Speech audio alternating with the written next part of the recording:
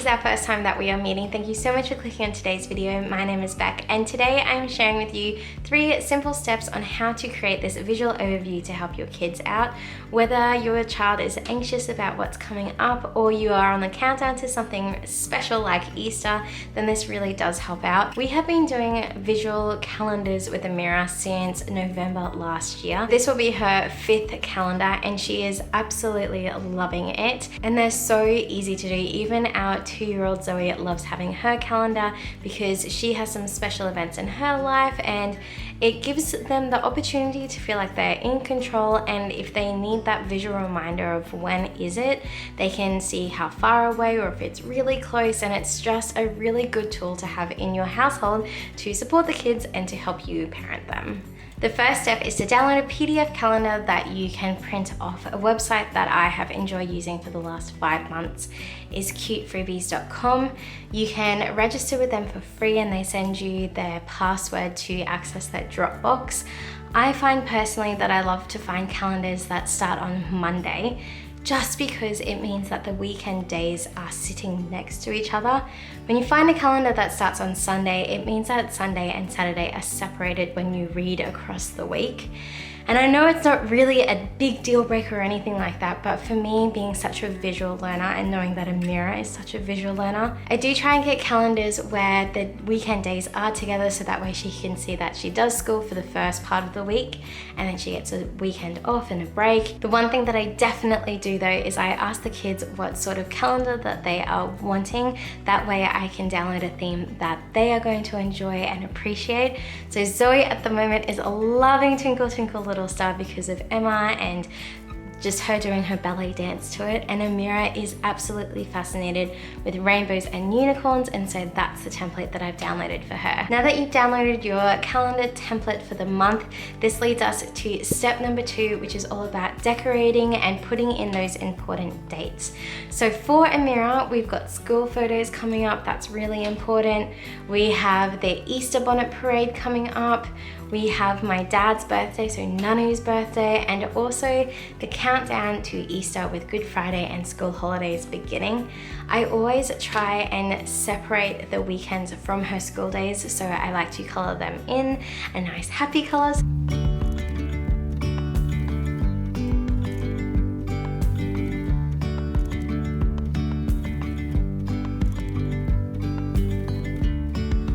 Yesterday there was sun and there was rain, beauty in the mundane. And as the light startled our eyes, we let go of disguise.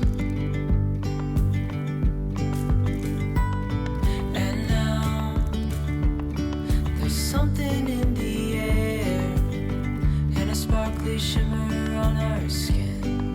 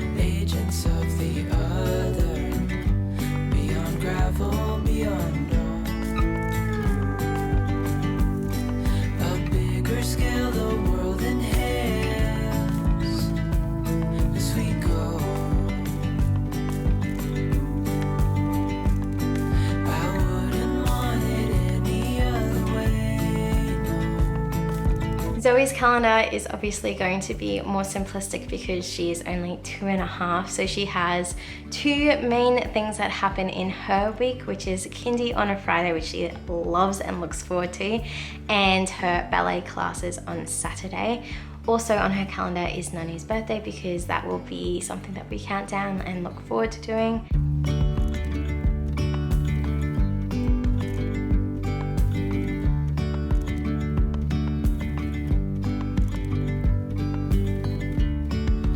Yesterday, there was sun and there was rain, beauty in the mundane. And as the light startled our eyes, we let go of disguise. And now, there's something in the air, and a sparkly shimmer on our skin, restoring everything within. Oh, dreamy, breezy, we go. Easy, easy on our tiptoes, undercover agents of the other. If an event pops up that isn't pre-written on the calendar, this is no big problem at all. We'll just get a marker and write over the top of it. And I try to use visual cues as much as possible because obviously my kids can't read. However, kids are really smart at connecting the dots between a picture cue and the words. So having a person holding balloons, they know that it's a birthday, and once we've spoken about it, maybe once or twice, they'll connect that birthday with Nani or my dad. And then with Amira and having school photos, I've made sure I've put a camera there so that she knows that that's going to happen. The final step that I recommend is to laminate your calendar, just because it will help with durability. When you are giving your child a document that they are going to be using on a daily basis, if you leave it just as a paper copy, it's going to rip and tear. We blue tack the kids' calendars outside their bedroom on the wall that has their sequences. And this is Zoe's February calendar, and you can see that we use stickers to mark off each day. This isn't something that I need to be on top of the kids doing. They do this all by themselves because they really love to mark off their calendar.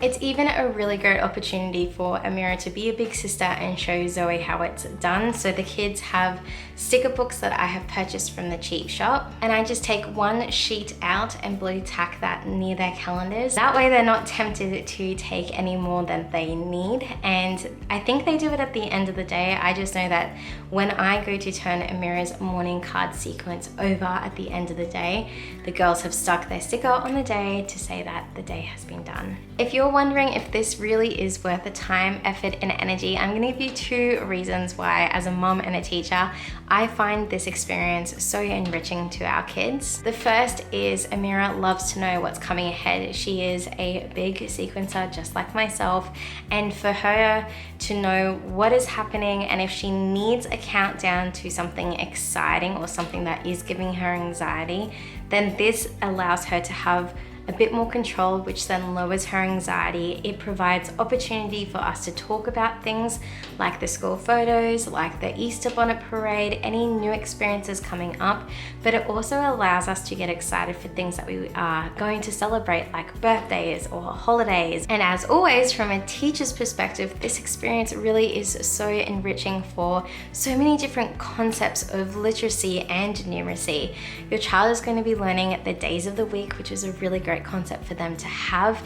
It gives you the opportunity to talk about yesterday and today and tomorrow, which is all about the time and space that they're working within. It also talks about last week and next week. This is all sort of abstract language for them, but when you are using a calendar, it really helps to solidify and consolidate, which means to really understand it in such a practical, tangible way. This week alone, we've been even having to chat with Amira about reading 2-digit numbers because we are up to the 24th and she said some random number, but it opens up the opportunity to have a conversation about these more complicated numbers, because for Amira's age group, the only numbers that she should really be identifying is between 1 to 10, maybe to 20.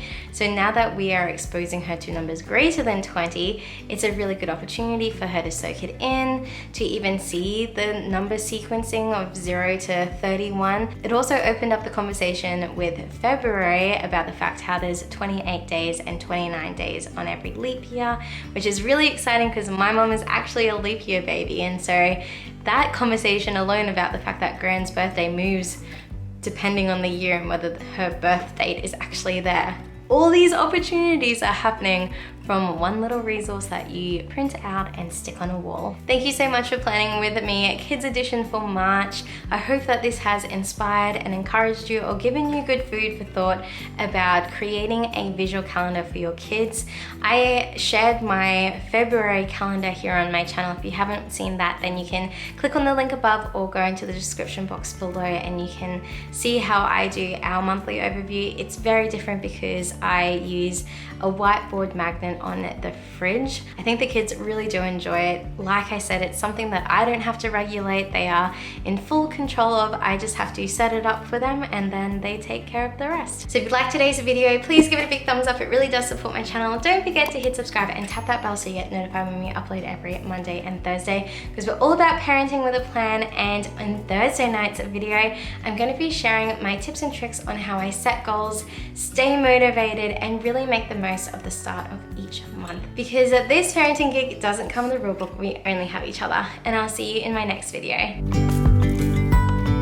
And now there's something in the air and a sparkly shimmer on